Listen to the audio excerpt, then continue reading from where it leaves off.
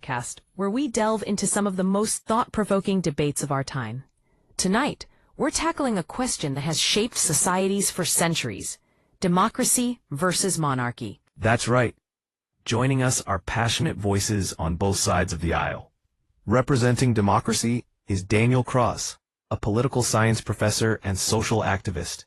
And arguing for monarchy, we have a distinguished panel: Lord Ashbourne from the UK, Countess Elena Volkov from Russia, Sheikh Omar Al-Karim from the Middle East, Prince Rajan Dev from South Asia, and Baron Philippe Ardent from France. Let's dive right in.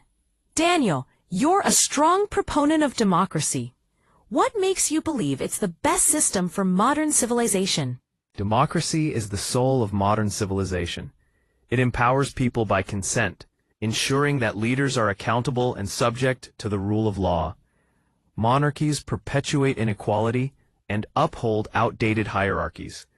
How can we justify that in the 21st century? Lord Ashbourne, what's your take on that?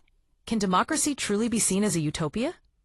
But democracy today is no utopia either. The gridlock, the corruption, and the populism are glaring issues. Monarchies, particularly constitutional ones like ours, provide stability. The monarch stands above the fray of politics, offering a sense of unity that doesn't shift with every election cycle. Daniel, how do you respond to that?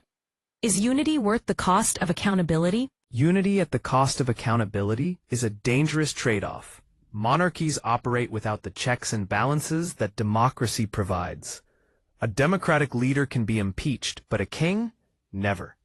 That's privilege without responsibility. Countess Volkov, you have a unique perspective coming from Russia.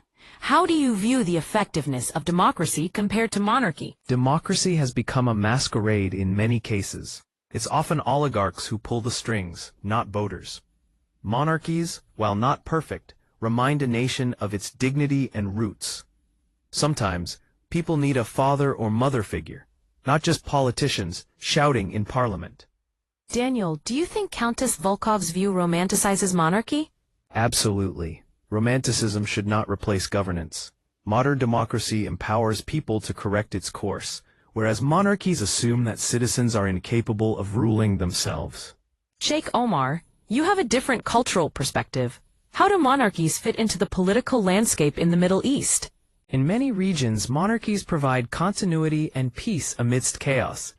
Countries like Jordan and Morocco have monarchs who act as bridges between tradition and reform. They play essential roles in maintaining stability. Daniel, do you agree with Sheikh Omar's assessment of the role of monarchs? While I acknowledge some monarchs have strategic roles, they are exceptions, not the norm.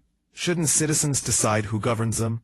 Monarchy implies a lack of choice based on lineage. Prince Rajan Dev, what's your perspective on the relationship between monarchy and public will? In South Asia, former royals retain moral authority despite losing power. They served with dignity and see duty as destiny, unlike many corrupt politicians who view office as opportunity. Daniel, what do you think about the moral authority of former royals? That's the flaw. Leadership should not be determined by birth. Democracy allows for new voices to rise, ensuring representation for all, not just those of noble lineage. Baron Philippe Ardent, you have experience with the historical pitfalls of democracy. What are your thoughts? Democracy can lead to mob rule. Historical figures like Hitler and Napoleon exploited democratic systems. Order and inherited responsibility can serve as safeguards against chaos. Daniel, do you see any validity in Baron Philippe's argument? Safeguards against the will of the people? Democracy is not perfect, but it allows for dissent and evolution.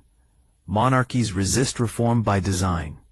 Lord Ashbourne, how do you respond to that? Democracy also preserves power, often in the hands of parties and lobbies.